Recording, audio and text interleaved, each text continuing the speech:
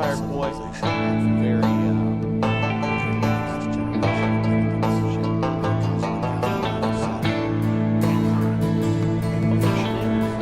still too loud. I'm just scoop it right down. How's that? Oh shit. How's it sound? Oh god, it's twice. Why is it there twice? No!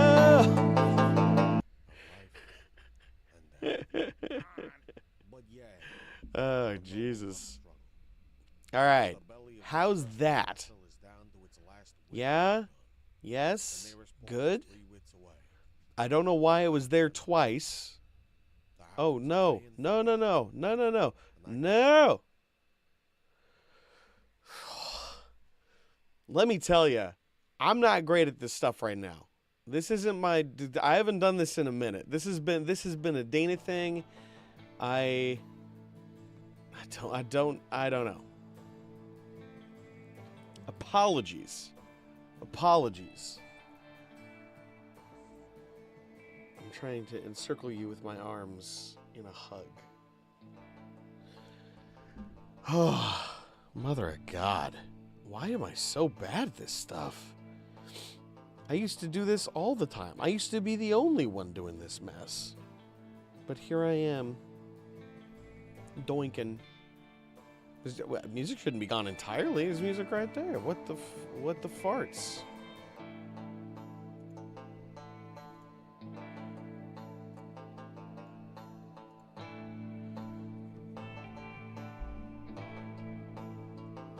I'm giving it till 7:05. That's the play.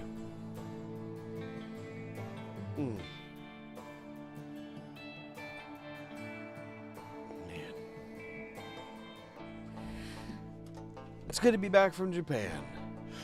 It's good to be home.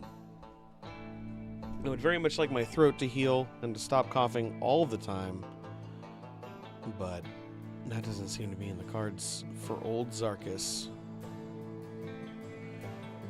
I guess I'm not really a Zarkus anymore. I'm a Zoldan. I am Zoldan. It is Angelo. I didn't realize you arrived, Angelo. I haven't heard from you. I was expecting a fervid and enthusiastic welcome back from my beautiful, beautiful Angelo. And instead, I got silence. Excuse me.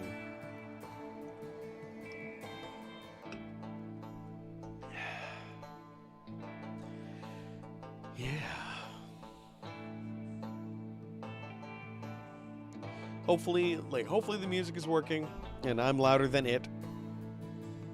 And hopefully everybody's excited for season 3. I assume a lot of you jumped ahead and will listen to it on your own, and I can't blame you.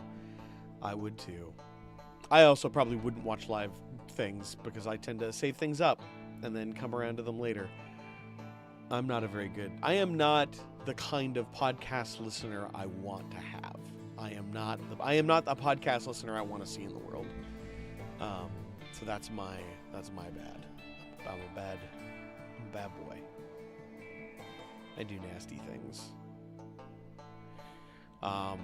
You are seeing above me the delightful episode art by none other than my wife, Bree Golden, our map maker, and now resident cover art drawist.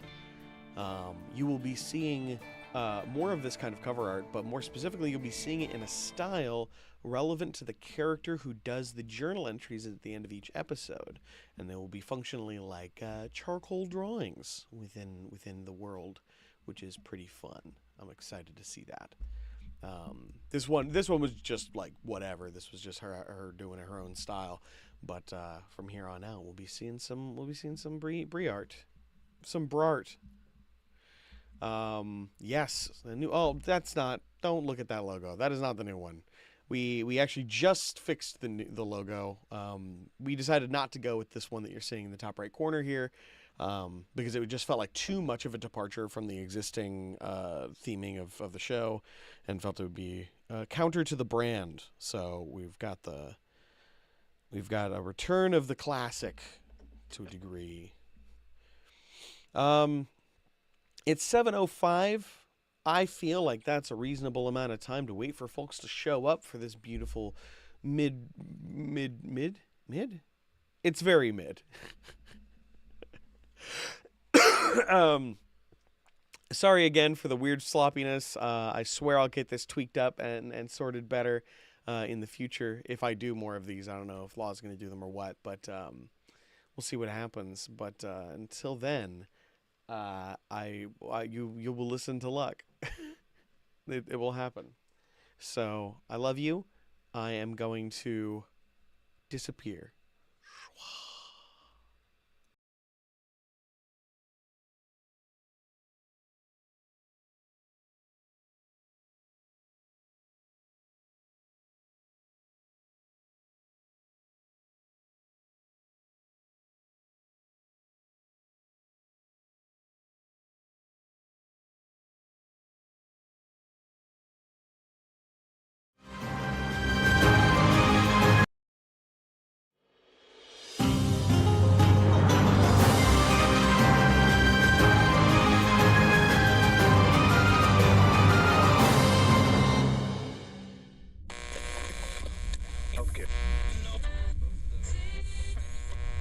This is the end of the world.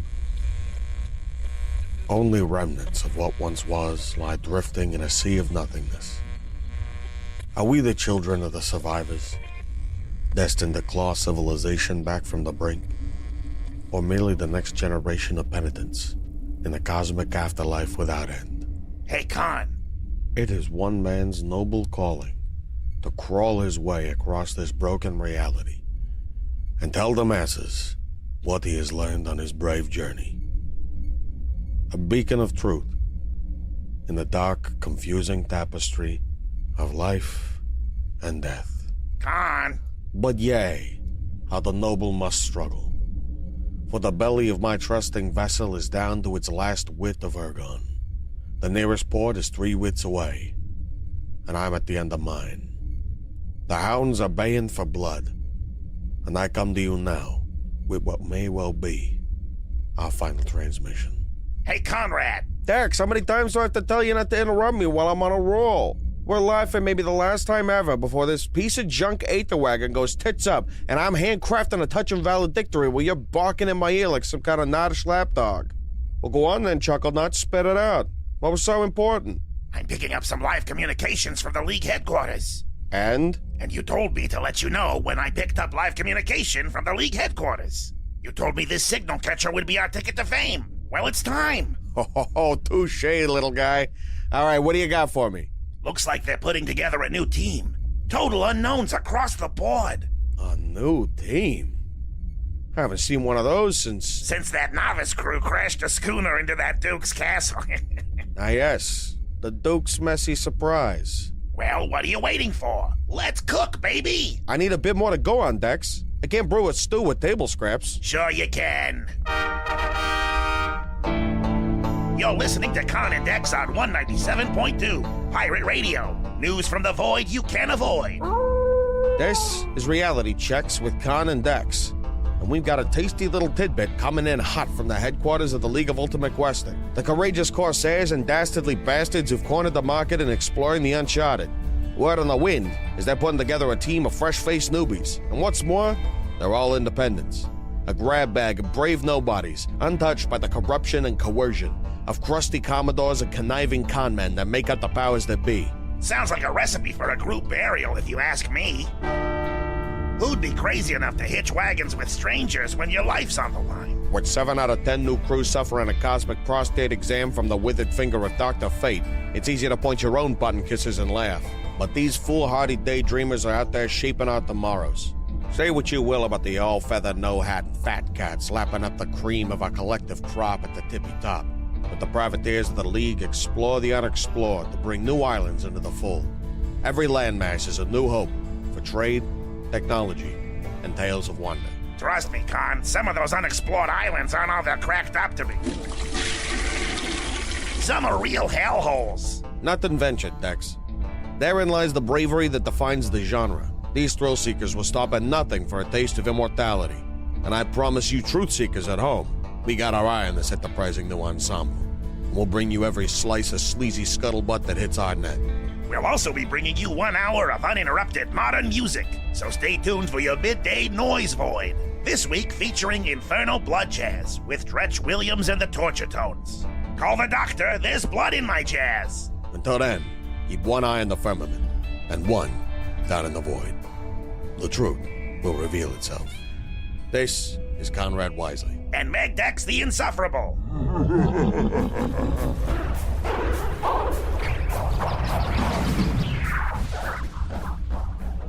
This is what it's all about.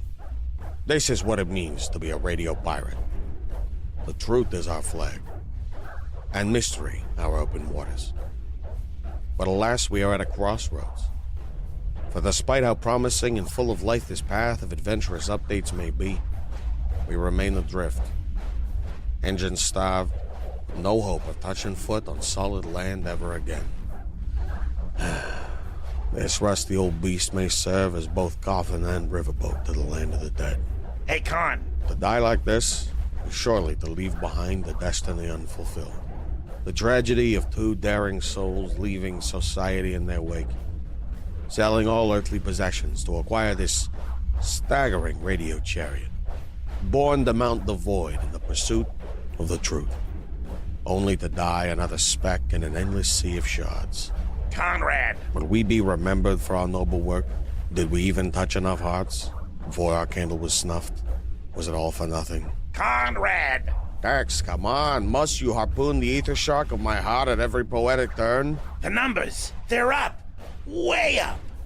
As soon as we started going off about that new team, everyone was listening. Wait, really? Holy shit.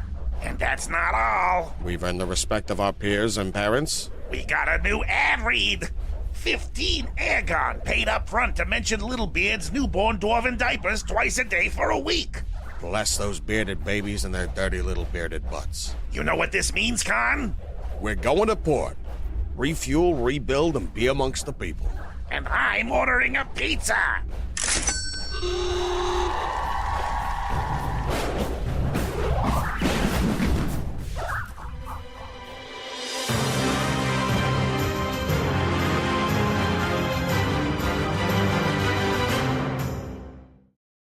In an unassuming, spotless underground room, complete with zero decoration, save for a large metal table with 2 chairs on one side and one on the other, an arcane bulb hums overhead, casting a kind of interrogating light, which reflects in the mirror taking up one entire wall. There are 2 men, dressed professionally on one side of the table, one organizing paperwork and cleaning his spectacles, the other leaning back in his chair and cleaning his fingernails, with a dagger that looks like it may be enchanted. The door opens as someone enters to sit in the empty chair, nervously, and there's a moment of silence. Daralu Narana Navahan, Psych, you already know me. native of the island of Inniskard. Aye? Bard, archer, prospective captain of an as-yet unnamed Nidrasili vessel.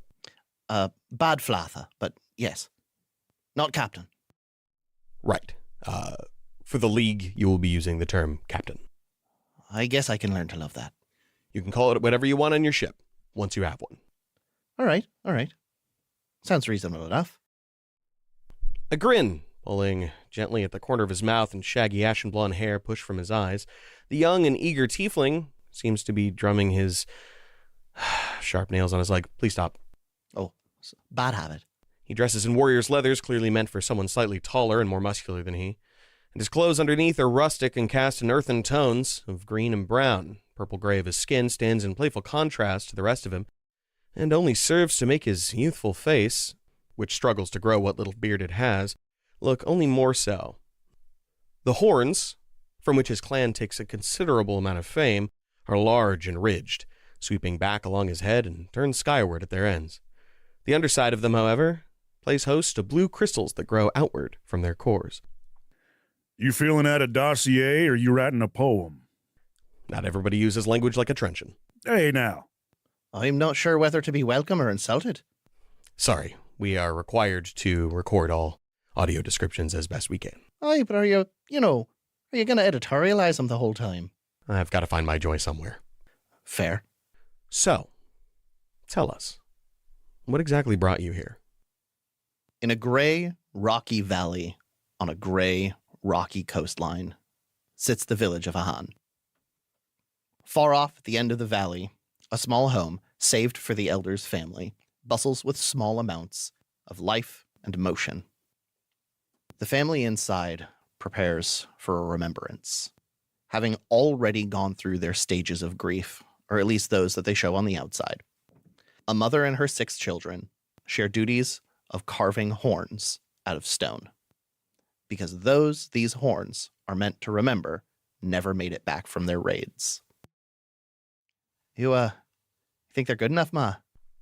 Nothing's ever good enough for me, and you know that. Fair. But, do you think people will know to remember him at the feet of the elder? It's not about the horns, son. Whether or not they're remembered is going to be based on what they've done. And you'd do well to remember that. True. It's been a hard year. Every year's hard year. But years prior, I didn't have to wake up thinking they might come back. Don't delude yourself into thinking that they won't. Aye. They're here. Darlu points a finger at his heart. And here. Points a finger between his horns. Just quick issue, though.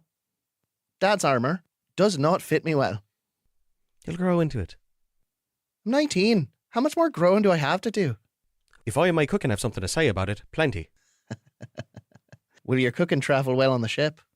I was raised in a hold. All of my cooking will keep for weeks. That is, if you take care of it. I'll do my best. Talty, you taught me a lot, but not quite how to make a stew. Proper cook's more important than a proper fighter on a ship. Besides, adventuring's no time for stew. They take time. Aye. And I have plenty more things to set and forget. Well, Clifftops ain't going to wait for me any longer. You, the Weens, I'll think of you often.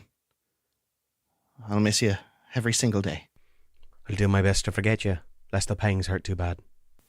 Aye.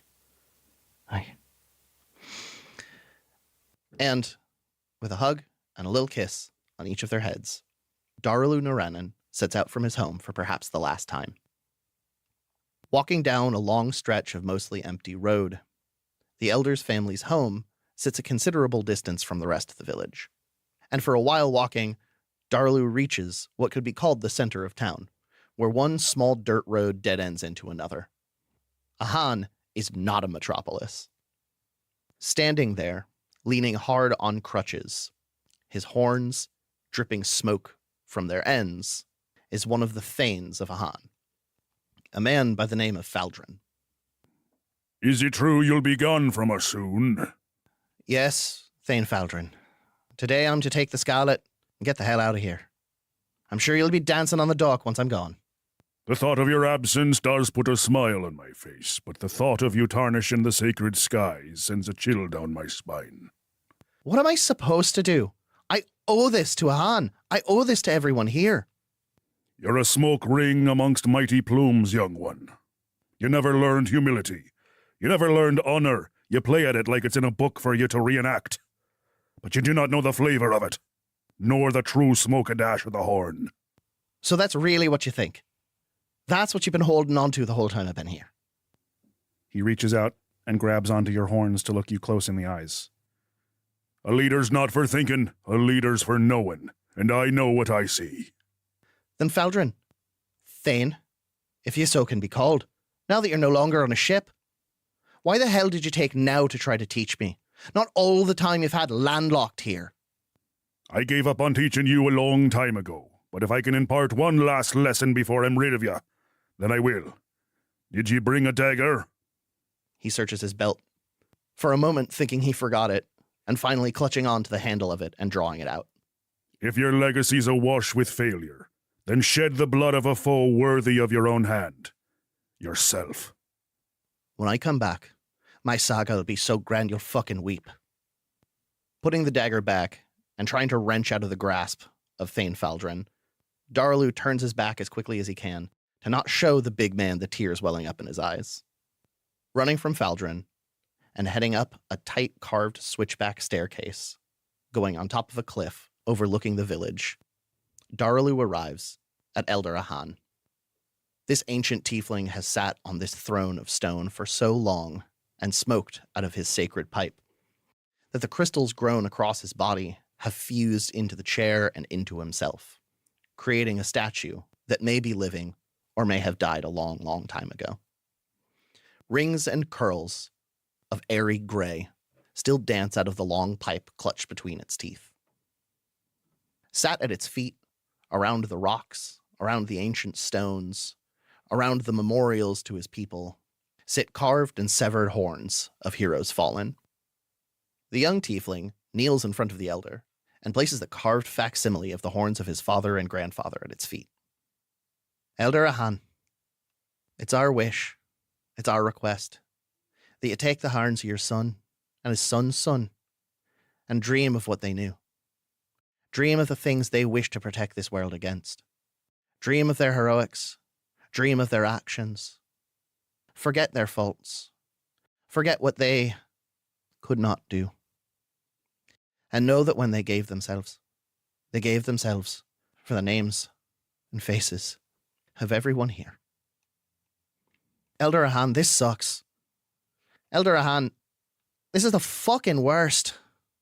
It's been a year and I'm still not over it. How am I expected to do any of this? I'm supposed to go find Teltiu. I'm supposed to take a ship into a sea that I've barely learned how to sail. I don't have the confidence of the people who call this home. I don't have their well wishes. I don't have their hopes. Sure, Ma and my siblings, my brothers and sisters, they think fine of me, but how am I to know anyone else does? What the fuck am I supposed to do? With these concerns prayed toward the elder, this ancient stone figure moves for the first time in anyone's living memory, with a hand dropping down from its position and pointing at an old curled horn at its feet. Darlu understands the gesture. Darlu understands the symbolism of it and reaches down to pick up a carved war horn. Orgrir's horn. The Song of Battle. Orgrir's horn from the sagas. Pipe. An instrument. A warning. A threat. A promise. All right. Thank you, Elder. I know exactly what to do with this. Taking this relic and sticking it under his arm, Darlu practically flies back down to the dock, waving the war horn in front of the Thane's face, skidding across the planks and stopping dead in his tracks across the ship that once belonged to his mentor's fleet, changed by the magics of Nidrasil. Oh, fuck me. My ticket away from home. I promise to these dirts, these stones, and the dark trees that grow beyond, that I will be worthy of this honor, that I will rise from Badflatha to Thane to Elder. I know how my saga's writ, and this is its opening line. Darlu boards the ship to his future. Hello. Gigi Nigigi Lilinging. Is that a name or are you warming up? Damn. It's called professionalism. Kill count. Did he say that right? As right as he possibly could, without having his membrane explode. Don't say membrane. The skin of your mouth was not meant for small implosions of air. But for everyone's sake, you may call me Gidgel. Gidgel. Understood. Damn, that's a sight easier. Gidgel. I like it. Alias Gidgel, formed on the island of Tabiasedu, astral monk. Amoeboid in humanoid form with shocking definition and detail.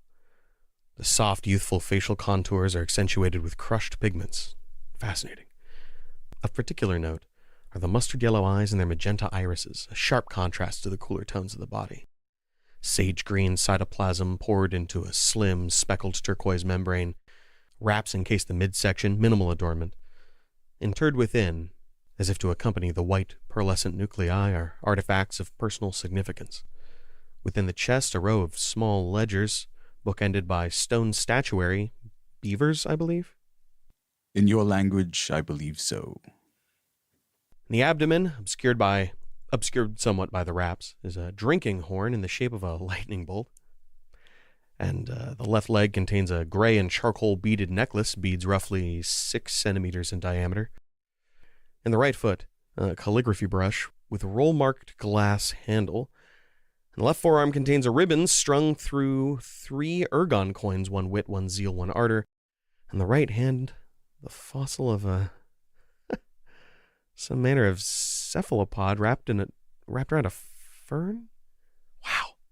Fossilized records of cephalopods are exceedingly rare. And as to how it formed around a land plant, I can't even... Is this guy an adventurer or a junk drawer? You paint me well, and you treat me as a friend. Sorry, I got a little distracted. So, what exactly brought you here? On either side of a verdant hill, 2 plasmoids walk up steps that have been carved, worn, and carved over and over again. Warden Oibel, how did diplomacy with these far travelers go? As poorly as you would expect. They kowtowed to every request, caved in at every opportunity. They are every bit the coward we believe them to be. To give tribute to such venal creatures is an insult. If they are such venal creatures, can we offer no resistance? Ours is the only sect which believes in resistance. We remain practiced in the violent arts, true. Acquiescence is in their souls. But alas, in truth, we have little choice. If they so choose, they can wait until the molten season. Come when we hibernate, and take what they want by force, with no resistance. They should be commended for approaching us for diplomacy, but they should be resisted with everything we have. Then everything has changed. You are one of my brightest pupils. You must prepare yourself for debate. Spend some time in meditation, contemplating our solutions. Perhaps we can approach our hibernation period in shifts, change the way we view the seasons, and imagine a future we do not yet know. Warden, I invoke my right of migration. You would do this now? Seek spiritual mitosis when I am most in need of solidarity? But you are entitled to your spiritual awakening. Take what time you must to formulate your own sect. I will be here if you need me. Warden, I seek not to start a new sect. I aim to join these travelers. There is much to learn. If I'm wrong, one small tendril of our world will wither. But if I'm right, we will absorb them. I believe you are Littlebug of Midden? Garbage heap? Yeah, is this the right place? Do you not take offense at garbage heap? Oh, not at all. Garbage is great. You know when you call someone a garbage person? Most people I know are not as good as garbage. Very well. Littlebug of Midden, goblinoid, artificer specializing in armor and deployable equipment. That's me. Goblinoid, one of the dreamt.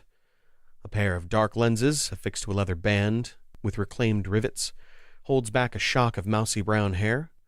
A small snub nose rests above a crooked and snaggletooth smirk. Thanks for noticing.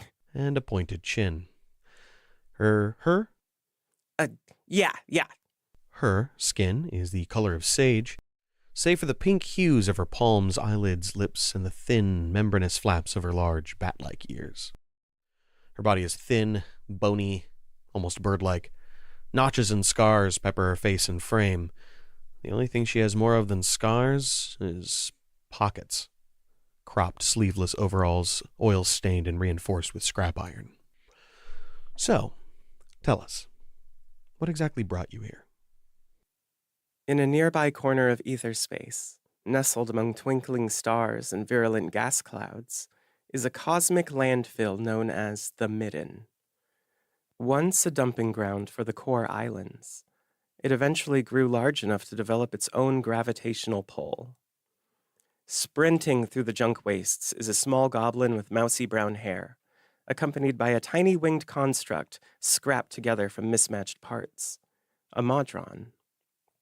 Out of breath, her path takes her to another goblin, standing near an open hatch leading down into the planetoid. In contrast to Letta, his body is covered in thick corded muscle, bulging from the open seams of mismatched leathers covered in spikes and chains.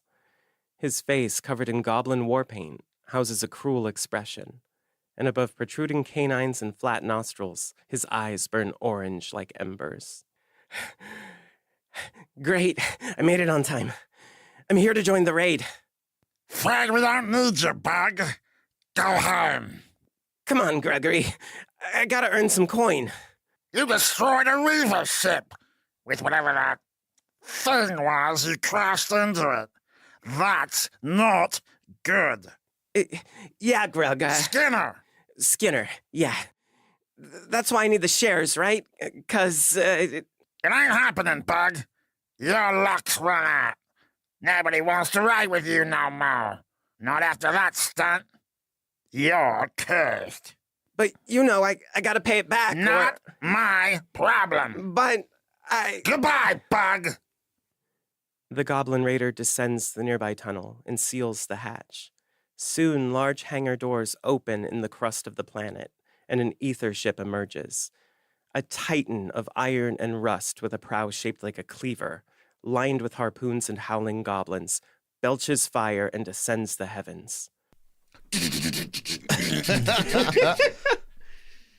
Down below, Litta's face is contorted in shame and rage, but the dust and ergon soot from the ether ship's departure thankfully hides her tears. Miss Bag? What brought you here? Huh? Oh, yeah, ardor, coin, moolah. That's what I need, and I'll do anything to get it. Want an inside look at how goblins do their business? Well, tune in, folks, because I'm ready to do my business all over the LUQ. Do your business? What the hell do you think we do here anyway? And you should understand, Miss Bag, this is not a platform on which for you to aggrandize yourself.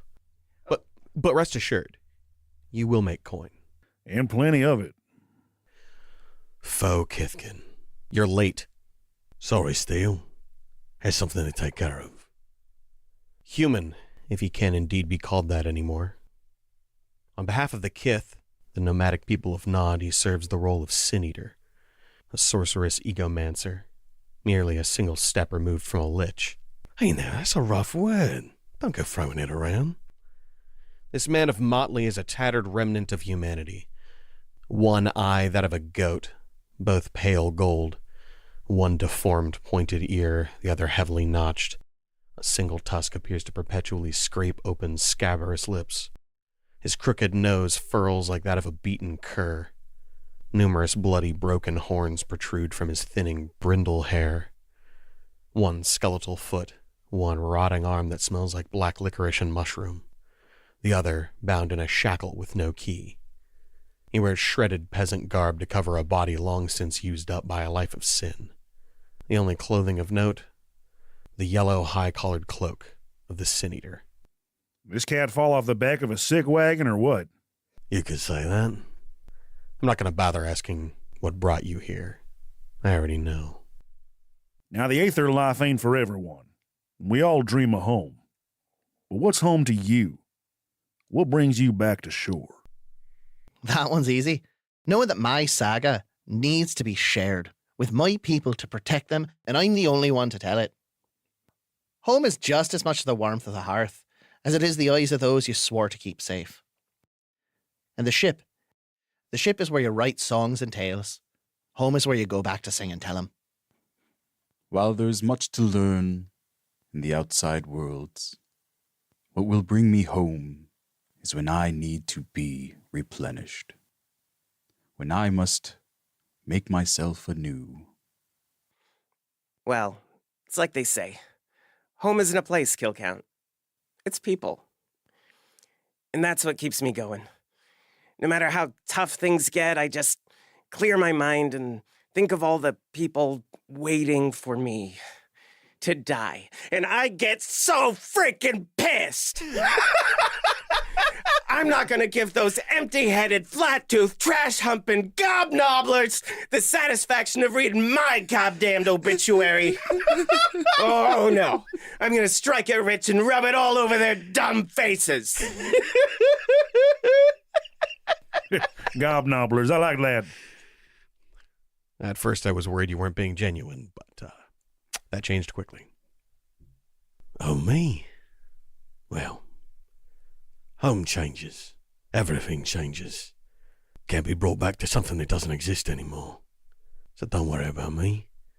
If I need to be back on shore, I'll find a way to make myself feel at home. Now, every 2-bit hero thinks he can handle a troll, a gnoll, or a dire mole. But when you wake up to a ringing bell, black sail driven by a dozen pirates you'd rather have a payday than a knife in the gut, how do you get your crew back home? You show those pirates that your desire is deeper than theirs, your boldest foot forward. Now, that foot might be an arrow, an insult, or amends. But no matter what, you better want what lies beyond them more than they want your blood or coin. Well, if you put it that way, if they don't want a knife in the gut, we threaten them with a knife in the gut. I feel the question is quite easy. Ha! Pirates? You think I'm afraid of pirates? I'm from the goddamned Midden. Pirates don't go near our ships, and for good reason. They can smell the crazy. And that boom boom powder, they can smell that too. And maybe the piss. In fact, probably the piss and maybe the garbage, but definitely the crazy. Look, when you're wandering through the dream, you do what you gotta do. If you see pirates, you do what you gotta do. But the problem is, if you're waking up to the bell, waking up to the flag, you've already made your first mistake. You've let them think you're something to be fucked with. Now, you're here to be part of a crew. And once you're in, we expect you to be in for the long haul. But everyone's got a tipping point. What will make you jump ship? My story is written. My story is woven from start to end, and I know it to my bones. If I'm steered away from what's meant for me through action or word, then I'm off and away to where I can get it back on track, where I am meant to be. A good crew will always be part of what's remembered of you, so it's their job to keep up with me. I will be here for what you call the long haul. If I had my way, this would be a generational journey. I wish to learn more about everything out there. And the only thing that will stop me on this journey is if somewhere out there is an answer of what I should be. I don't think I will find this. And so, I do not see myself jumping ship. Look, I'll be honest. I've seen your flappy sky sleds, and I've built better ships out of trash. But keep me on board, and I'll keep her purring like a Grimalkin at a milk bar. But I do have boundaries, and just because I'm a goblin doesn't mean I don't practice elf care. Decline payment for a job, I'm out. Cut me out of my share, I'm out. Get overly sentimental, I'm out. Don't wash your asshole when you shower, out. Look, it's... buckle up, it's a long list. See, I can already tell this one's not gonna believe me when I say I'm in it.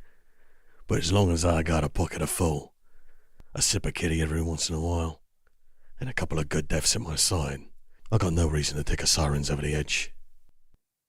Now, if you don't mind, Noteworthy, I'm going to throw one last little question at the end of this to spice things up. Tell me, What keeps a ship in the sky? Lungs full of air, heart full of purpose, and everyone knowing what they're supposed to do aboard. Simple as that. Throwing away unnecessary cargo. The core. The collective delusion that we're not already fallen. In the morning, you will set sail for the continent of Nidrasil to earn your primordial core. This will be your only chance to join the League. Your only chance to show us what you're made of. We wish you luck. Ugh. You are never going to sell that catchphrase. You tested well in the focus groups. You all return to your temporary quarters in preparation for the very first quest the League has given you, to seek the primordial core that will power your ship for your adventures to come. So what do you think of this new crop?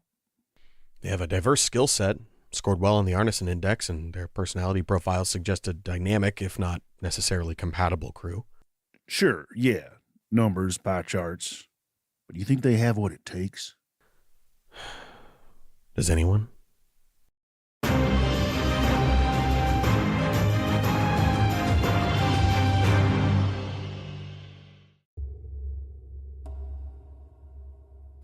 Was it a punishment when the great light came from the sky and pierced the land like an arrow? But who is left to punish us? Was our hubris too great when we gave life to the new guardians? Perhaps it was beyond us to breathe ambition and purpose into the land like the foresowers of the past. We have since learned it is not a perfect exchange. Ever since the Banished One was sent to the east, beyond the hills, we told him there was a job to do. But the truth was, we had no place for him. A lie that will haunt us for years to come. A lie that may have summoned the light from the sky, for it too was cast to the east. It is in his domain now.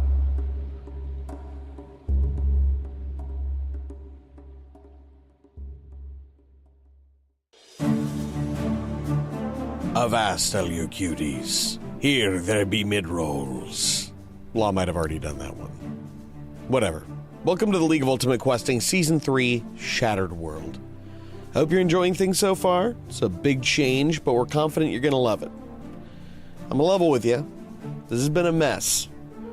Our basket of eggs is broken, the weasels popped, and our ducks are higgledy-piggledy all over the shop. So, let me give you some assurances. First, to our beloved Patreon supporters, with Battle Access over, the associated Patreon stuff is also being decommissioned. But your status is still completely legitimate, and we will attend to that as soon as we can. Right now we're playing with some details, but for this season, $25 subscribers can give us a crew member name to include as members of the in-world ships, or a personal name if you just want to be mentioned here in the mid-roll. With the holiday season here, it's the ideal time to support the show. And with the new season premiering, it's the perfect time to get your friends listening. Come on down. Get started on Season 3. We're still very small and very stupid, so we can always use your help getting our sea legs. If I sound a little tired, it's because I just got back from my honeymoon in Japan with Bree, the map maker. A honeymoon that wouldn't have been possible without all the help that we got from you guys, so I can't express my thanks enough. I'm going to try and keep these mid-rolls short and sweet going forward, so without further delay, let's set sail. We'll work on that.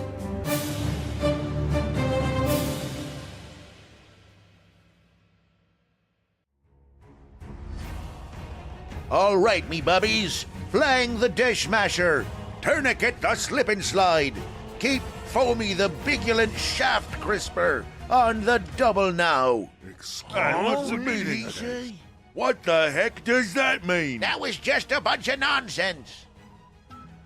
Let's face it, you found yourself in the position of an Aethership captain, and you don't know ship lingo to save your life. Well, don't make a fool of yourself. It's time to start with Captain's Hooked on Yonics, entry-level nautical jargon lessons.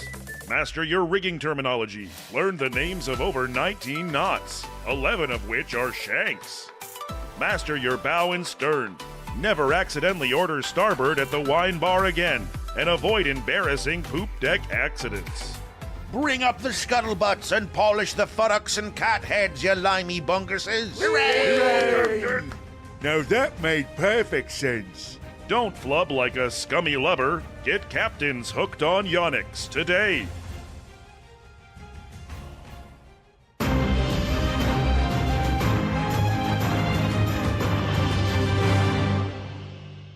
The air around you becomes thunder as the transport ship begins descent.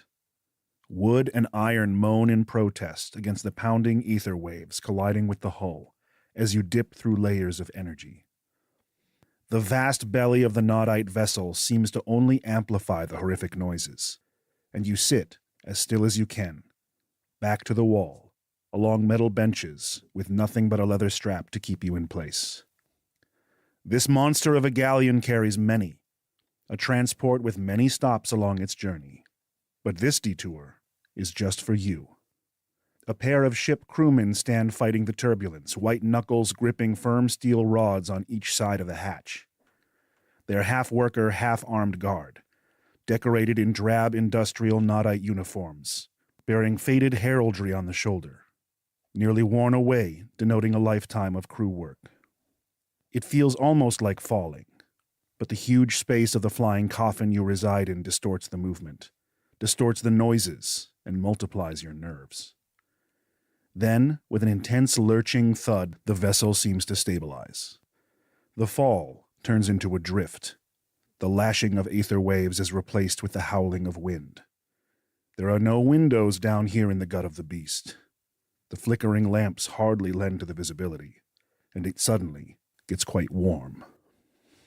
The sound of a tree snapping in half and an iron handshake releasing after a year-long test of strength flood the hull as blinding, impossible daylight spills in. The hatch begins to crawl open. The crewmen hold tight as the wind fills the chamber, whipping against your skin and tossing your clothing in all directions.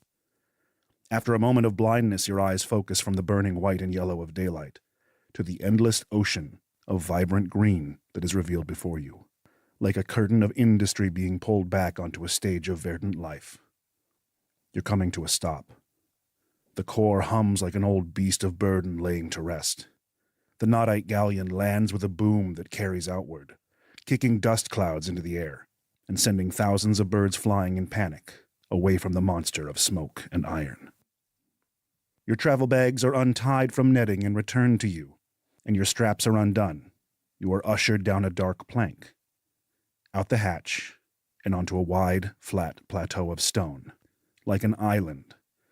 This rock face peeks out from a sea of green as far as you can see. The tops of trees, a forest unending, nature uninterrupted. A few distinguished mountains peek out along the horizon, like ribs rising from the chest of a hungry dog. The sun reflects off the leaves in every shade of jade and emerald. While there is so much to take in, so many truths to process, the glaring fact that there is nothing here burns at you. This is your drop spot? This beautiful desert? And a prison of thriving life? I gotta take the beans. Grab me a jester's. I haven't been on a castle like that in weeks. Ugh. What? I want to take a walk. Have a cigarette? Right. Is that normal for you? Smoking? No. Aye. Everything you just said. Take it you haven't spent much time around the cliff. Not in a way that involves a lot of talking. Fair enough. Speaking of which, Gagel, right? Gidgel, but I like the little bit of flavor you're putting onto it. Sure. I'm packed with flavor. Your mouth is quite wonderful. Please don't talk about my mouth that way. Gagel, can I ask you something? And I hope it's not rude. That declaration absolves you of any rudeness now. You're generous. How the hell do you talk? Where's your mouth? Can you not see my mouth? At which point, perhaps some of the pigments in his face have been misplaced, but they all begin to move around like iron filaments being led by a magnetic field, all to distinguish the color differences at Gidgel's attempt at making the shape of lips. They're there. There's something just slightly off. They don't move quite as finely, and you can't see the little chapping of lips. It's just a little too perfectly round. It's like he tried to sculpt Darilu's mouth out of wax. So we're mouth people here, huh? There's a lot you can do with mouths. Smoke, talk. I'll fucking say. Be proper unsettling. Well, I can think of at least 4 worse kinds of people, so... And what's wrong with you? What's that supposed to mean? Well, Darilu, you should have put a request to be absolved from your rudeness towards Lida as well. fuck, how could I forget? Lida, right? Yes. Not to be rude, but the fuck is wrong with you? They wear theirs on their sleeve pretty loudly and proudly, and you almost look normal for you. You're treading pretty close there. I have a slightly different system. If I don't like what you ask, I'm gonna bite you. You've been warned. Ah, so your buckle's a few holes loose then? Let me tell you, mate, if you haven't taken a gob's gob to your knob, you haven't been bit properly yet. So... Lida gnashes her teeth menacingly. I think I'm done talking about mouths today. Let's move on to the task at hand, shall we? Where the fuck are we? There's nothing here. It's a vista. Oh, there's a lot here.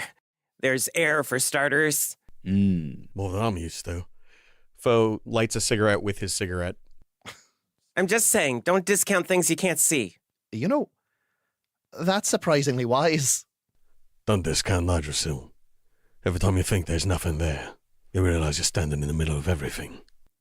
There's a dragging of steel and iron. The Nodite crewmen salute you silently as they climb back up the planks, and the hatch grinds and clicks to a close. The thunderous core roars back to life, and the giant ship that brought you here, to this unknown place, lifts up into the sky at an alarming rate, vanishing into a speck, and then disappearing in the distant shimmering ether above the atmosphere. You ever seen a ship that big? Pretty standard fare when you're dealing with Nod. You should know. Oh, all the ships are big back on the midden. Much bigger than that.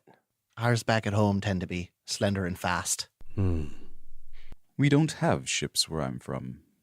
What a magnificent creation. Just stretch yourself out and act like the sail yourself, eh? That's better than my idea. The terrain is ever-changing. It's hard to depend on water, where there is hardly any. So, if that's the case, your terrain is ever-changing, maybe you're the best, lookout, wayfinder for where we're stuck right now. Are we stuck? As you look, the vista that you're atop descends immediately into the tree line. It is incredibly steep. Here, let me get another eye on this. Hey, it's time to wake up.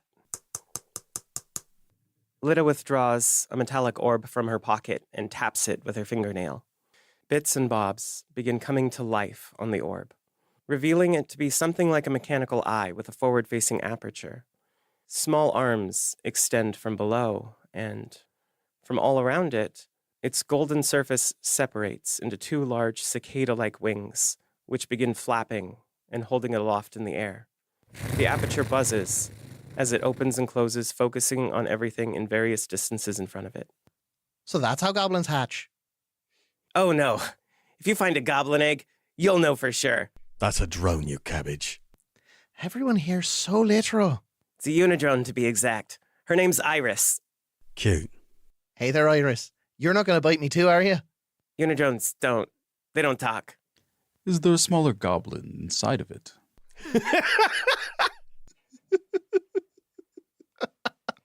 You know what? I don't rightly know what's inside of it. It's something I found, put back together. What kind of command do you give your floating orb? Hey, Iris. Scout the nearby area. With a swift metallic flutter, it buzzes up over the ledge and straight down into the tree line, out of sight, and it's gone for just a moment. And then at top speed, it returns in the other direction as though fleeing something for its life. Your journey here made you quite familiar with the sound of creaking wood, but a sound carries up from below, unlike any other you've heard before. This is the sound of the very forest moving. Thousands of branches bent without breaking, Leaves are thrown aside as they collide with everything in their path. Roots groan and bark crackles. A huge object rises up through the tree line, lurching at an impossibly slow speed as birds take to the air and creatures scatter down far below. A series of stone pillars glides across the surface of the verdant ocean like the fins of a shark, slowly rising up, gliding forward, ushered by near-silent impacts that shake the earth under your feet. The shape is coming right for you, and there's nothing you can do to stop it. But it stops itself, immediately adjacent to the plateau you stand upon. The stone pillars seem to sprout out of thick, dark grass with long, vibrant blades, and each is etched with runes like circles within circles, and they form a sacred round pattern. Figures who are sitting, their gray robes blending with the stone, stand to attention, moving with the fatigue of age and the weight of obligation. There are 4 in all, and now, as the 2 pieces of land connect as one, you see them for what they are. Each of them bears a ring of twisting branches around their neck, their dark gray robes fading to an earthen brown at the bottom, each cut and fitted slightly differently.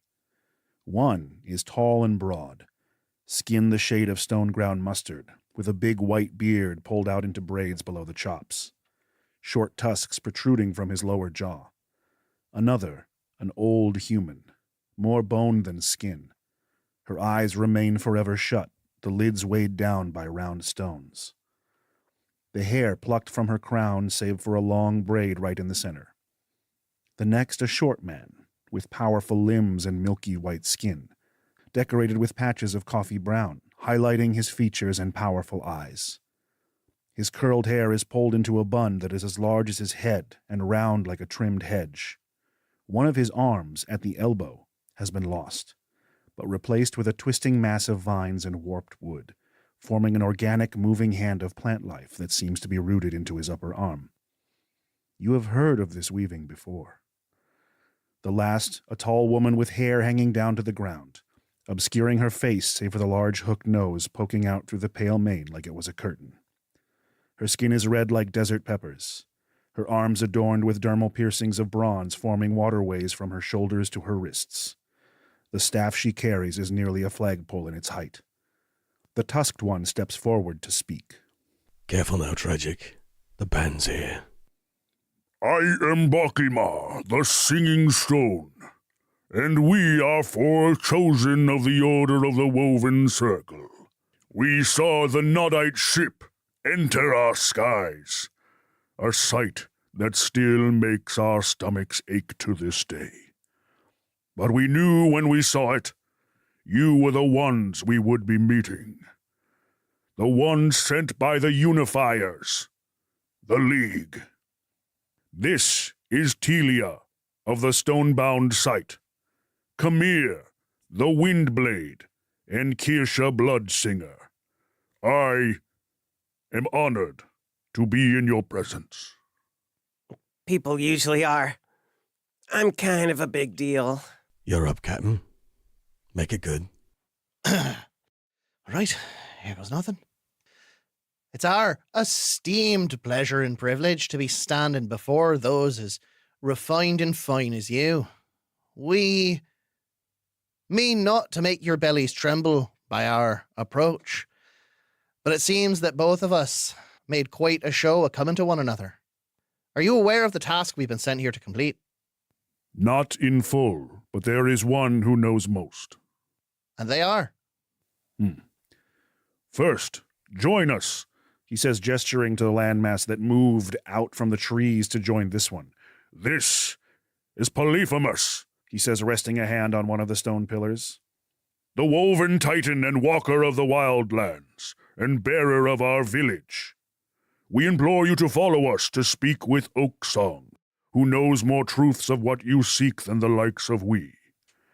But it will be our honor to escort you. Ah, Oaksong, what a treasure. If there's bugs and gardens in it, I'm in. I'm famished. Many thanks, Polyphemus. The 4 strangers lead you off your rocky island and onto the soft earthen landmass that houses the stone pillars. As you follow them, you see that it is a colossal creature you're upon, the very tip of whose head you now depart from. It has a long but thick neck that allows it to peer up over the mighty trees and just as easily dip back down below. Huge calcified growths like carved stone form stairs down its neck, leading you into the darkness of the forest below. The air rushes past you, and the motion of the neck gives you slight vertigo as you try to focus on the stairs in front of you.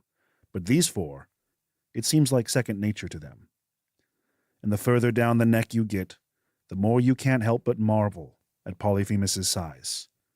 Clearly not a beast of flesh and blood, but an entity of moving earth, part forest, part mountain, and based on the craggy openings you start to spy as you get closer to the base, part cave.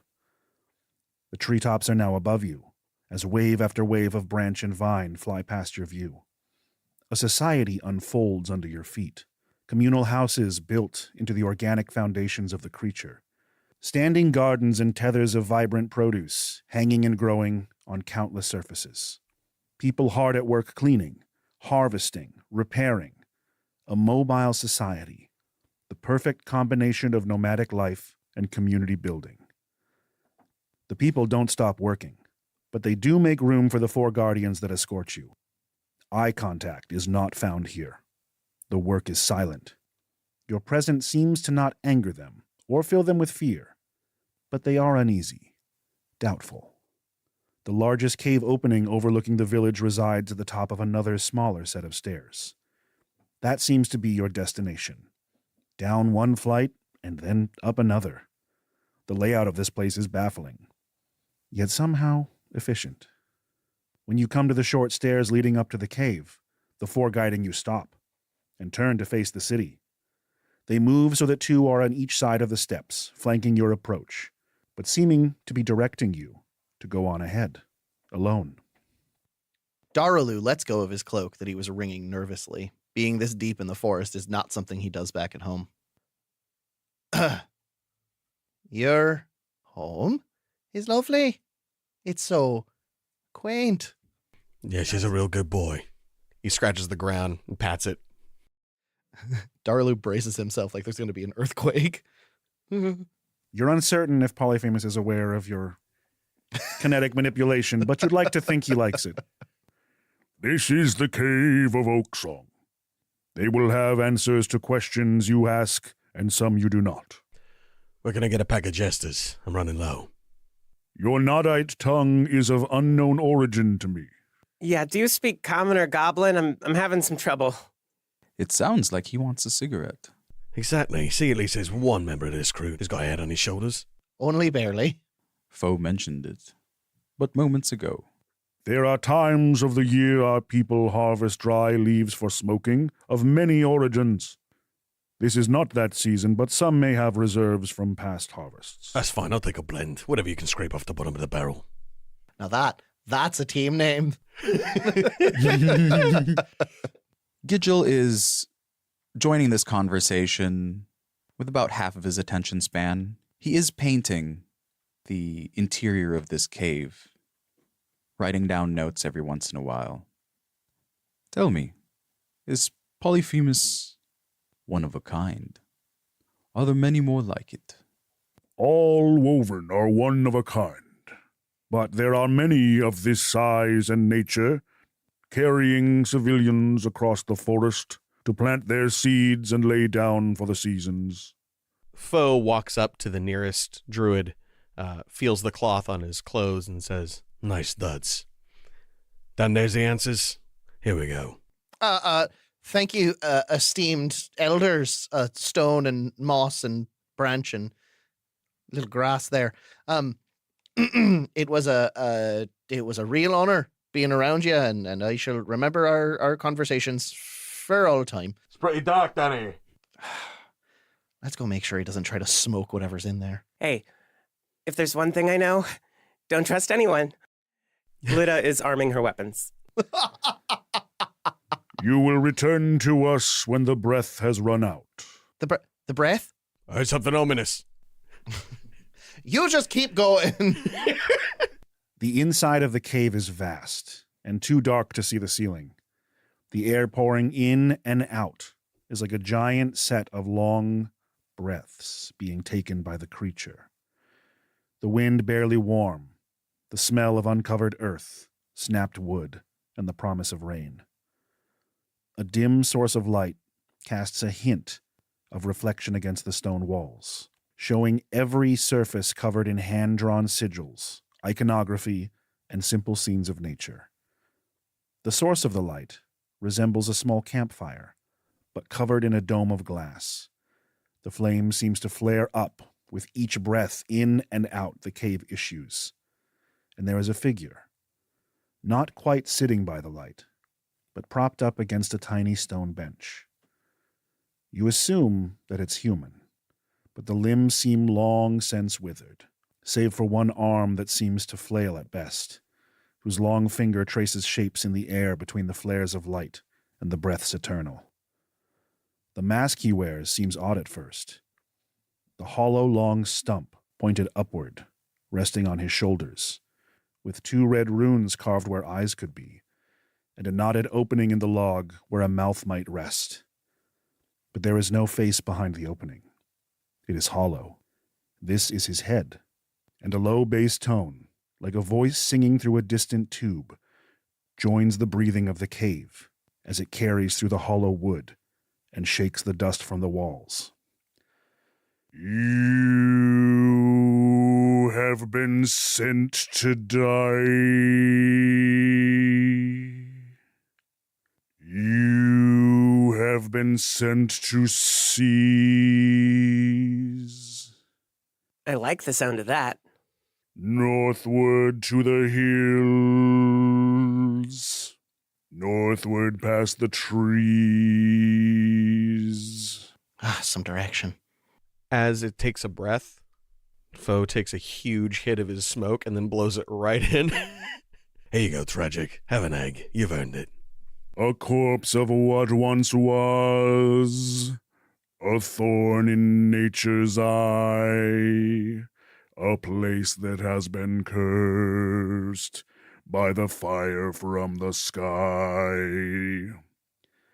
That night the village slept, but I was there to see a beast amongst the stars, a shade above the trees.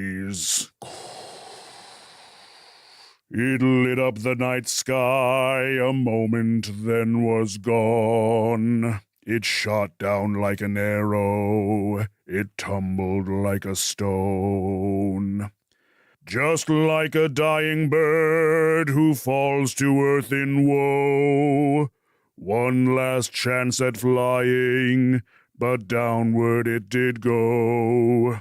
A burning piece of ember, in glowing pink and white. Its crash was felt like thunder, and scared away the night. The outsiders, they named it, for names they do adore. They say it is an engine, they say it is a core. I care not what they call it, but wish to have it gone. It poisons those around it, disrupts our dreamless song. It wishes not to be here, for all that's near it dies. It longs again for travel, to sail across the skies. There's creatures in the forest, as old as leaf and bone, left by the foresowers, to guard our land and home. They are called the Woven, free of fear and sin, flawless old creations, silhouettes of nature's kin. The north is where we'll take you, to the edge of western Weald. You'll walk along the river, and rest along the field. In 3 days' time you'll find it, you'll see the glow at night. You'll take it from this forest and make the balance right. Corruption of the woven, the thought makes nature cry. Please rid us of this poison, the fire from the sky. And then the cave is silent. The breathing stops, and the echoes from within the wooden chamber dissipate. Well, aren't you a gentle breeze? Are we supposed to tip him? 'Cause, I'm not. I don't think you could. Be heavy for you. I got that one. It will take us 3 days to get there. Are there more songs? Oh, I got you there. Look, buddy, I don't have a coin to spare, but I'll tell people about you. Thank you, ancient creature. Your omens may have been twin-sided there, but we appreciate the gift you've given us. Just to slake me curiosity, there isn't a backup engine, one with a little less death and gloom around it? As the breath subsides, the fire snuffs out, and the cave is plunged into impossible darkness. Right. I had a feeling that was a conversation over. I'd like to leave. You stumble over Foe as you realize he's on the ground. He whispers a prayer you can't quite hear and kisses the floor. All right, let's see about some bugs. I want to get some food in me soon. Hey, Iris. Illumination mode. A light blossoms from the front of the Madron, illuminating the way. The 4 guardians standing outside remain vigilantly in position as you emerge from the cave, though they seem to be looking over their shoulders as you come, as though they too heard the song. Bakima speaks up. The breath is gone. The song has been shared. You are welcome to find a place to rest for the night. I understand you will be traveling with us to the edge of the Western Weald. We have no taverns or dining halls like the cities you may come from, but we share our food, and wherever you can lay your head upon the ground, you may rest. We will remain watching and speaking to our people until your departure, so they know of the Oaksinger's plan, and we may be on our way to find new domains to sow our seeds and harvest for the distant cold. Hey, I've got a question. Seems like we're going to be riding this Polyphemus guy for a while. Where's the bathroom? It is here as it is in the forest. Oh, God. Where's the best place to go if you're a little gobshy, There are many caves throughout Polyphemus. Some reside families, some hold privacy. Oh, gross. Don't poop on the family. You never used an old pissing tree before. Where I come from, there are no trees. I'll show you the way. No, thank you. There is food of many flavors, mostly vegetables, but they are delicious and they are shared willingly. It doesn't seem like they have much in the way of alcohol, but you do find a fermented ginger drink that is mixed with potato milk. And it has a strange flavor, but it definitely carries some of the property of alcohol. There are very large wild birds that come and land on Polyphemus as you travel, pecking at things, cleaning bugs from the grass, and flapping away when a loud noise is made. They almost seem like chickens that people are tending to, but with more grace and giant hawk-like features. And their talons are incredible and large. If there's any meat served here, it is likely of their bodies. The lumbering behemoth, Polyphemus treads with long, slow steps as the trees step aside in reverence, its long neck rising and lowering above the tree line more and more as the weald grows shorter with each step northward. You're not sure when it happened, but at some point, since you climbed onto this living, traveling city, you no longer feel the movement. Your feet are firmly beneath you, and while the scenery changes, your stomach is full and warm. As you rest on the soft earth, you feel oddly at home. But if you knew the truth of things, that feeling would be a distant memory.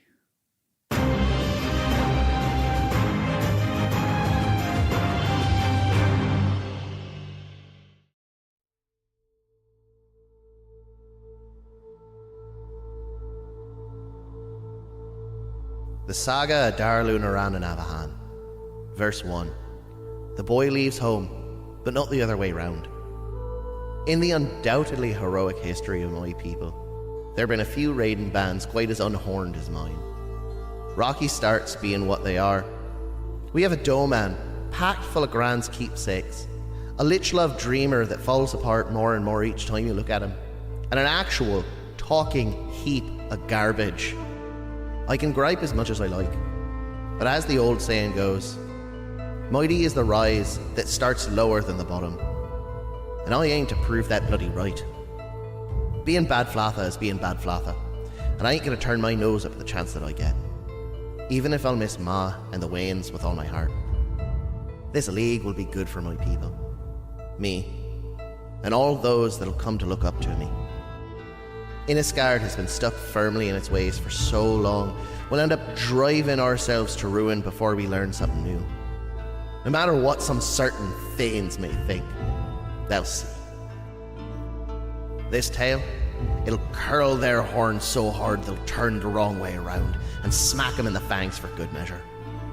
And if words don't, my fucking raiders will. True, my ship's about as scullied as they come, but the slip will be a right damn menace before you know it. And all will shiver in its name. Damn, I hope it grows a good name. My ship and my crew will be the ones to find Taltiu and bring her back, horn or hide. My ship and my crew will be the ones to find the heart of the Stone Father and bring it back to Ahan. My ship and my crew will lay victory at the feet of the Elder over and over until the throne is cleared for me. My ship, my crew, my saga. But first, we're off to find some Nidrasili engine so we can get moving in the first place. I've not seen any of the tree people before, or what they can make bloom. But with my skill at the helm, I'm sure it'll be almost as good as a proper long-tailed raccoon. Almost. I got the start of a poem going. Strong is the call to go far from my home, but stronger still are the stones I know. Strong is the voice of the kinfolk in arms, but stronger is the voice of the slain in my heart. Strong is the song of my task and charge, stronger still is what I'm pointed toward. Darlu Naran and Avahan. Fuck. What day is it?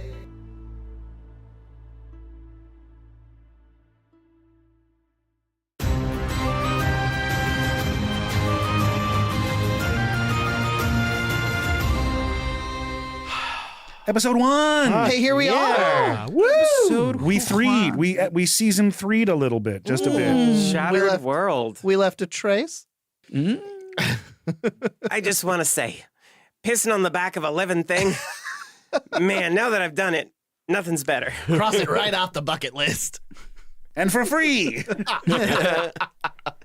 Do we want to keep this in the season 2 format? Do we want to do Favy Momos, or we just want to like? I don't know. This is our opportunity to change things up. Is there anything that y'all have felt like? I didn't love this thing. I didn't love how we did this part of the outro. I feel like we should each deliver a haiku about what we just experienced. A Favy Cuckoo. A Favy Cuckoo.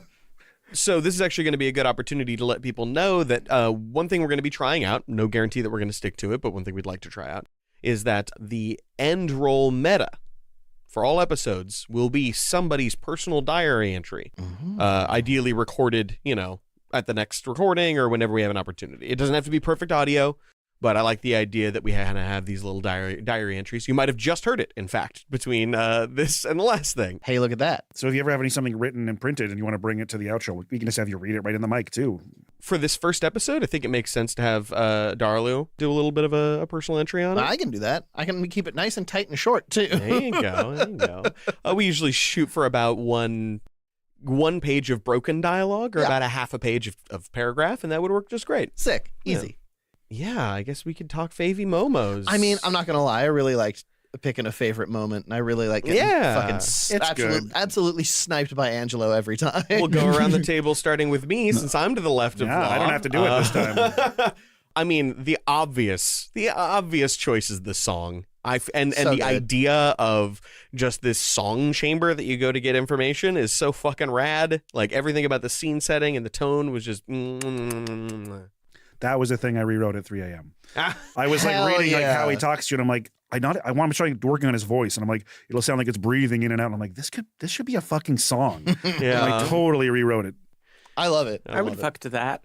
it. I want to lose it to that. I'm gonna give Favy Momo to the energy that Dana was bringing in with the interview questions. Very true. Like, Very true. Thank you so much. that's a trash boundary that you set up. when I'm allowed to write a little bit. You put up little garbage walls. Oh, Coming in with that hot piss. went great. Like, yeah, a whole palisade of character lore right There there. you go. I don't know if this is a fucking low-hanging fruit or not. I don't know if this is the cheap one, but I'm taking it. I really loved just like getting to know everyone's characters. I really loved the intros for everybody. I really loved like Ugh, pick the a better one. all right. No. no, keep going. All right. sorry. No, I really love just like the fact that we all get to know a little bit behind these characters. We all get to come together for the first time on a like cool, new, clean slate. This is my first experience having everybody come in at the same time. We've came together before, Max. And we were fucking sprinting the whole time. Yeah, no, I had a lot of fun with the interview concept, and I hope that the imagery and the timing is conveyed in the edit.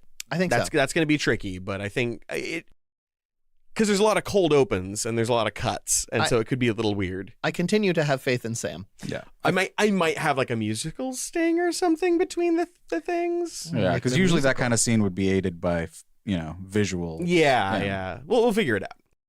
Ah, jeez. Is this what I've been doing to people? This feels terrible. No, I'm joking. And I love all the characters. Like I'd heard a lot of Kith before. I've heard a little bit of Daraloo. I had not heard Gidgel. I don't think any of us had. Yeah, he and came in cold, and it was Gidgel. good. Complete Love surprise. So Gidgel. I have to go with Gidgel's voice. Like I didn't know what you were going to do this season, and I love it. Like I've never heard you do a voice like that before, Angelo, and I adore it. I'm glad you pitched down for this one. It sounds really good. Pitch down. And tilt your Incidental accidents. head up. I'm cool if you like accents. avoid the his name just popped out of my brain. George Takei. George Takei thing. Mm. But if he always remains in sight of it, I would be delighted. I'm trying not to, but boy, the I love imprint it. is there. The inspiration is great. I approve of you avoiding it, but never tread too far. Yeah. Yeah. A taste of decay should always be present. Well, this has been our very first sit down to record season 3. I think we're really going to be feeling it out for a while. We're going to be kind of testing our characters' energies, and me and Zach will be passing off the story back and forth. I'm sorry, I didn't hear Law's Favy Momo. Oh, does the DM have to do that too? Yeah. My favorite moment was, gosh, I like having you all respond to things that I write, but I'm also like, so for the past year and a half, I've been doing it from the player's perspective. So it's a little weird to think of it as the DM part. Right. I really like running the interview. That first half of the episode was very fast and loose as far as what we had prepared. And then we did a lot of roundtable creative talking. Me and Zach got to improvise some characters on the fly, and I love that shit. That was my favorite. For sure. Oh yeah, like improvising our flashbacks. Incredible. Really fun. Very Yeah. good. So yeah, we hope that things keep moving forward in a way that the story makes sense, considering we're going to have 2 DMs. I think it's going to be awesome. I'm really excited about it. But as always, we want our cuties to give us as much early feedback as possible. This is an ever-changing creature. And I'm excited to be back on the DM seat a little bit. I was stressed out. I'm doing a lot more DMing professionally, but maybe that means my blade will be sharpened. Who knows? Or I'll just eventually crash and burn in a horrible fashion. You know, we usually do it kind of at the end of the chapter, but because this is the first episode, should we go around and introduce ourselves and our characters? We absolutely Being should. So, I am Zachary Golden. I play Foe Kithkin, the Sin Eater of the Dream, and I am also the technical director for Slapdash Studios. I'm Angelo Kaluag. I play Gidgel, a gelatinous dude. By the way, I'm a warlock. I'm a sorcerer with a little bit of a hexblade dip. I play an astral monk. Hell yeah. My name is Max Hobbs. I play Daralu Naranan. Not to be particular about pronunciation, but it's not Daralu, nor Duralu. But people just pronounce shit however the fuck they feel like. I know, and I'm saying it with an accent the whole fucking time, so it's even harder and even more obnoxious. I'm playing Daralu Naranan Avahan, tiefling bard. Currently, we'll see where that goes. You can find me at Dungeon Master Max pretty much everywhere online to fucking give me a big fat smooch. I am Dana Ebert. I play Lida Bag, a goblin artificer from the Midden, and we have not even begun to scratch the surface of the Midden yet. God, I'm so excited. I have so much for that, and I'm excited for this entire season. I'm online. You can find me, but I'd really rather you look up my brewery, TPK Brewing, tpkbrewing.com, learn more. It's a place now. It's a real place. It does exist. It is Hell yeah. extant. And I have no class. My name is Law. I am the dungeon man for this. We'll figure it out. It doesn't matter. I'm running the first half of this adventure, or at least each chapter, if that makes sense. It's back and forth. I don't have a character yet in this world, so I'm just the DM. I am the creative director of Slapdash and the game manager of TPK. So if you go there to look for Dana, you will probably also find me. And if you check out LUQ stuff online, we would appreciate it. Dungeon daddy, dungeon mommy, dungeon spouse. All I could think earlier was Dungeness paternus. like, I'm a dungeon man, except for one day a year when I'm a decadent little birthday boy. I do like that. But until my birthday, I wish you luck.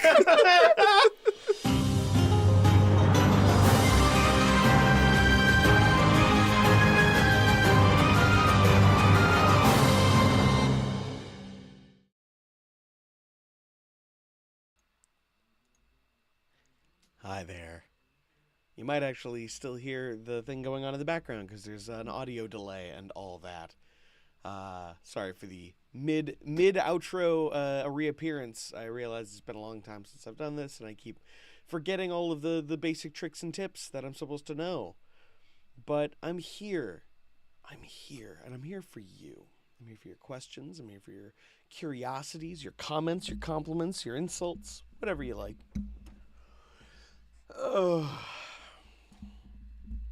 I hope you have all deeply enjoyed this premiere of Season 3. It went very smoothly when we recorded it. It was effortless and beautiful.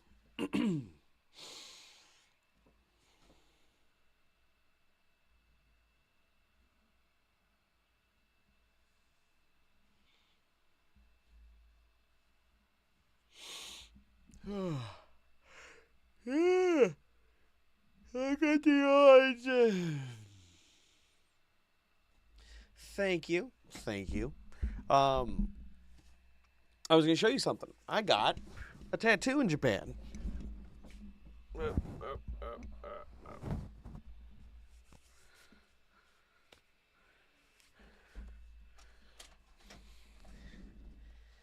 Yeah. I love it.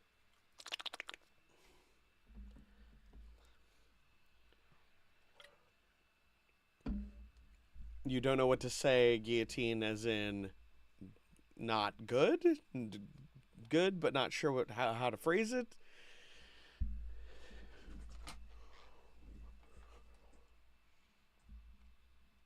Thanks, Angela. Looks like they missed a spot. Beautiful.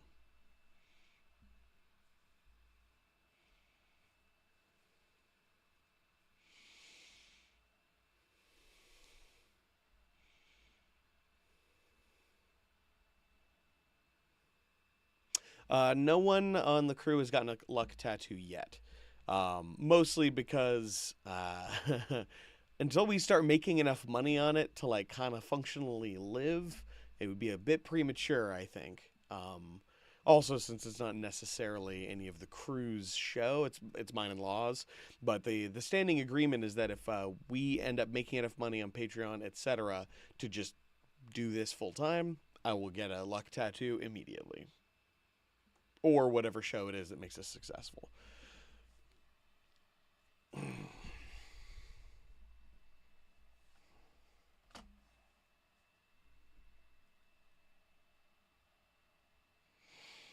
I think you might be the only one with a tattoo from the show. I think. I want to say there might be like one other, but I'm not 100% on that.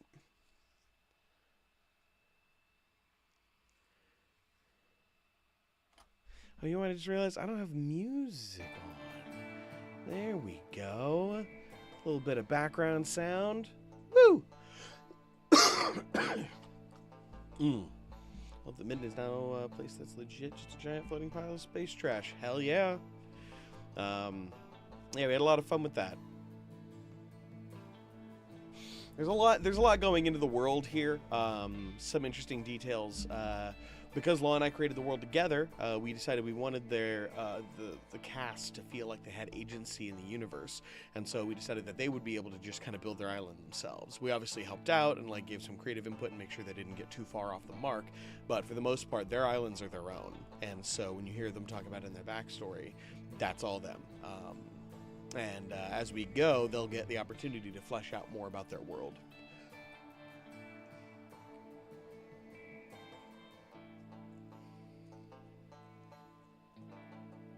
Thank you for being here, Brandon. You have yourself an absolutely luscious evening. The co-DMing is going to be pretty straightforward. I'm recording my first chapter tomorrow, and then Law will probably record the next one after that. If it so happens that like we don't fully tell the stories we want to tell in a section, then we'll probably just continue it the next one. And not switch off. And so there might be like 3 chapters in a row that are mine or something like that, or vice versa. We'll see how it plays out, but ultimately it should be fun. Law and I are pretty good at keeping things just secret enough to be exciting, but also helping each other understand, or like helping each other figure things out through vague suggestions and assertions. Oh, you're behind on luck and you still jumped ahead to season 3. Hot damn. Are there any secrets of the world you're keeping from each other? Yes. So basically, Nod and any of the details there. I mean, he knows as much about Nod as any of the cast and you, and significantly more than all of y'all.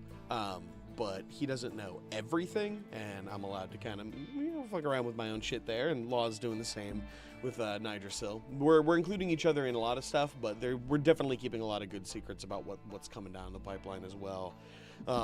Obviously, we both know how some of the bigger story and plot points go, which mean that he and I can basically act as like surrogate DMs and NPCs in the scene. So if like, for example, one of the players starts doing something that might touch too closely on something else, I in character can like give information or guide away from things. It's interesting.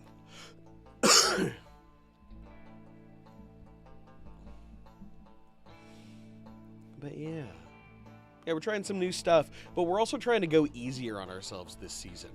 One of the big focuses that we're trying to pay attention to is overwork. We're trying to, we're doing only 3 episodes per chapter right now, and we might even just eliminate chapters as a concept and just kind of go with the flow and let it all play out. But yeah, we're only doing 3 episodes per chapter, so it's going to be much shorter recordings, possibly longer episodes, but shorter recordings. We're doing, we're kind of like spreading the work among all of us, and then with Law and I alternating, I'm hoping that this can be a longer season than past ones. We're also not necessarily creating an overarching story. Like, we've got some cool big world reveals and cool big story pieces that we know we want to do, but none of them are as forethought as like the Luminary arc or everything going on in season 2. Like the Battle Axis story was really, really intensive, and so I had to be very careful about what I could run and what I could tell. Blah, blah, blah. That's not the case here. In this one, it's so much more relaxed. It's so much more like D&D. So you're going to see a lot more of them just kind of going places and doing things. There might even be things where it's like I set up for a specific chapter, and then they might just elect to do a different quest, at which point I would just pop over, run that, and then follow it up with the chapter I had planned. So it's just going to be a lot more freeform, a lot more character-driven, and honestly, I couldn't ask for a better crew for this. Like, these guys are so fucking tight and so fun and so funny. So it's been like a dream to watch them play. It's just been so long since I've had to play, so I'm like sitting here trying to remember how to be funny on mic and not fuck it up. Also, nobody was telling me I was pee-popping. I kept hearing myself pee-pop on the mic, and I'm like, what the fuck? Nobody was out there watching my back. And usually I hear my own. I was surprised I missed it. I'm glad you like the character introductions. I wanted to do something, like we were talking, and I was like, I would love to do an introduction that feels kind of like a film introduction, you know, where the characters are all like, you know, like cut scenes back and forth, and like hopefully it didn't get too verbally confusing. Like I was really worried that people would feel like they couldn't imagine the scene. But I'm hoping that people have enough film vocabulary that as it's happening, they've got a pretty good idea of how it plays out.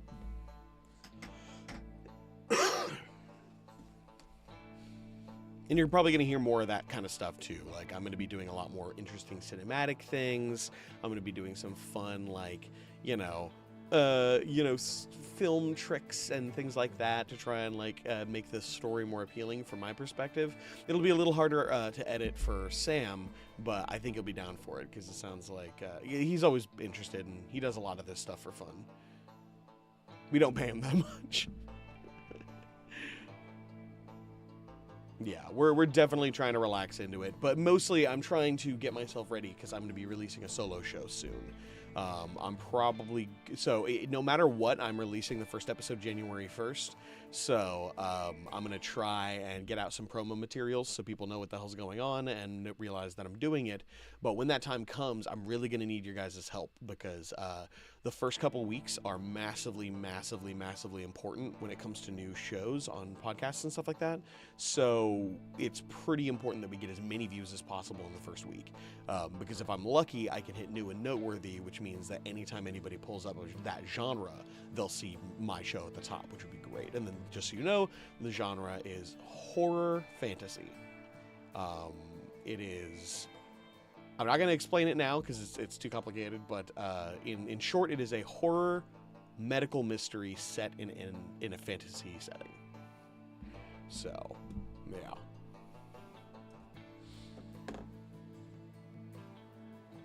I might three in my pants.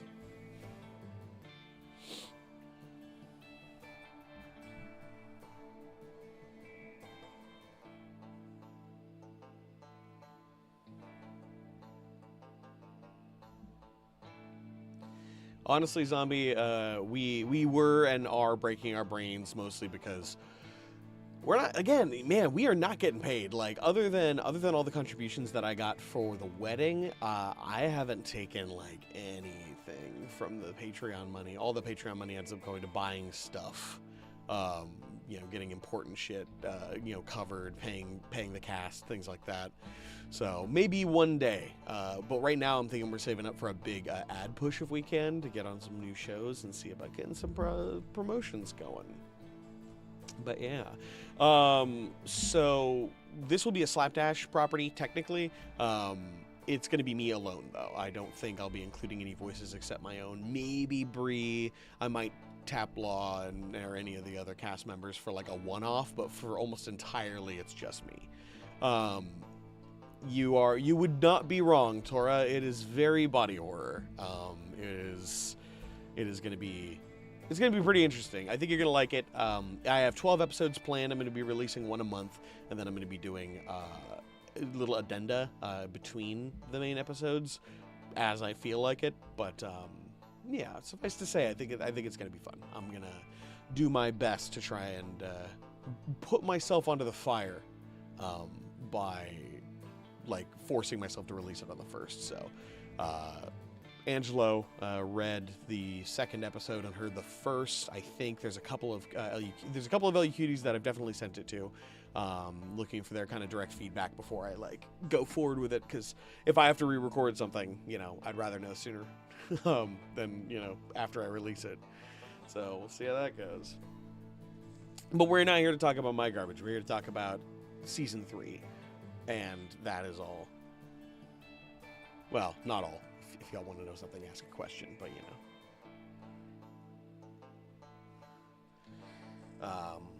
But yeah, no, I would really like to start doing more Slapdash products.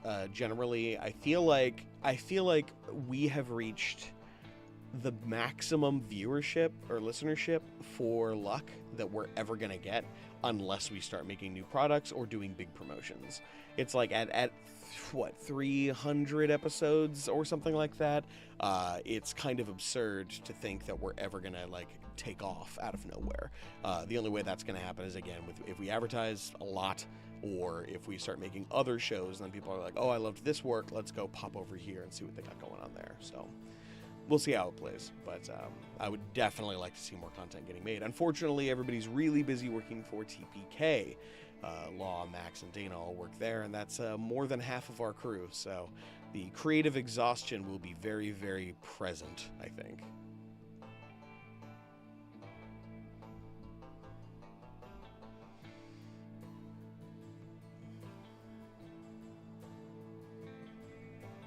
And don't get me wrong, I would love to believe that LUQ would just, like, out of nowhere, just woo, all through organic growth, just explode. But at 300 episodes, if we haven't already gotten somewhere, I think we're about as big as we're gonna get. But like I was saying, like for new shows, if we started, say, another comedy D&D show or something like that, and y'all jumped over to that, we would be starting with a higher like benchmark, and it would be pushing us to the forefront right away. And that's really how you get success in these kinds of things. You use your existing kind of notoriety and capital and roll that into the next project. And I think we've taken too long on LUQ. I think I obviously I want to keep doing it forever if I can, but I think we just kind of assumed it would at some point or another organically grow into huge, but the organic growth rates are really small. Even if it is logarithmic or exponential, it's a small exponent. Yeah, it also helps that as far as the new work schedule, everybody is off on Tuesday because Tuesdays are just they're not open at TPK, so it's much easier to manage. We only record on Tuesdays, and unfortunately, though Michael is gone, that does mean that we don't have that's one less person we have to coordinate. And Michael had a lot of issues with scheduling, and that was one of the bigger limitations. Generally speaking, since we know Tuesdays are free, it would be very unlikely we could find a Tuesday that Angelo can't swing and I can't swing. And since we're the only two outliers on that one, it's going to be pretty easy and pretty straightforward.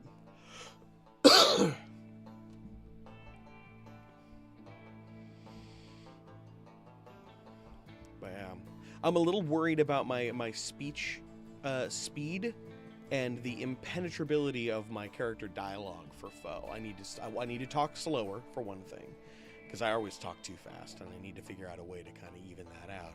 But I'm also worried that I'm worried that Kithcant is going to be too much for people.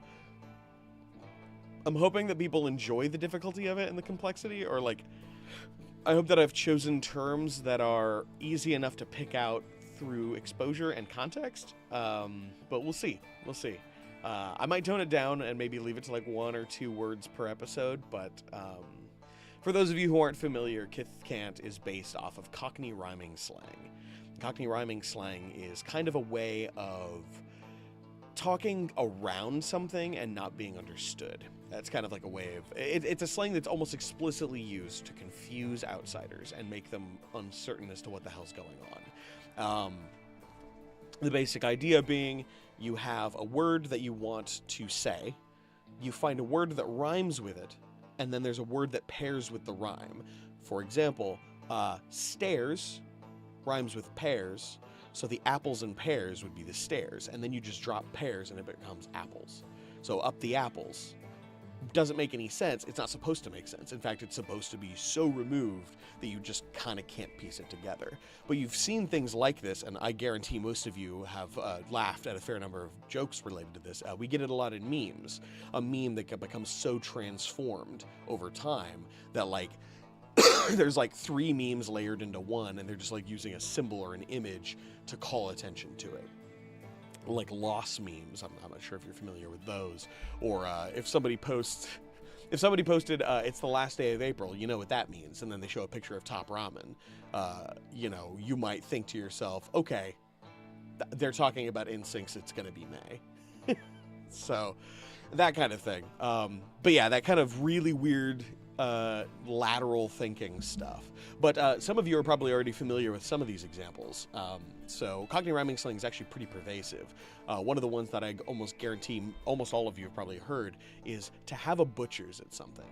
You've probably heard somebody with a Cockney accent say, let me have a butcher's. To have a butcher's is to have a butcher's hook or look.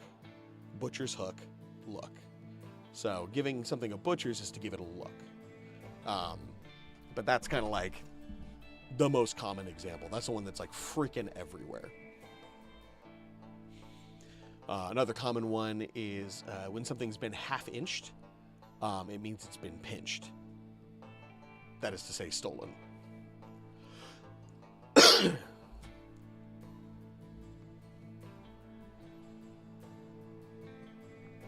Yeah, super weird stuff, but I love it, and I like the idea of this sin eater who dwells in the dream and who's kind of like been maddened with sin, using kind of this weird circumlocuting language. Yeah.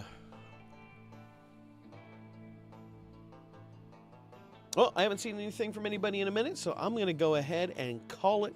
Thank you all for being here. Thank you for listening to me jabber on about language shit. Thank you for watching and listening and being a part of the experience. If you have any other questions, obviously we're in the Discord. If you want to know more about the Japan trip that Bree and I took for our honeymoon, go ahead and jump into the Discord as well. If you want to know more about anything, just ask. We're always here.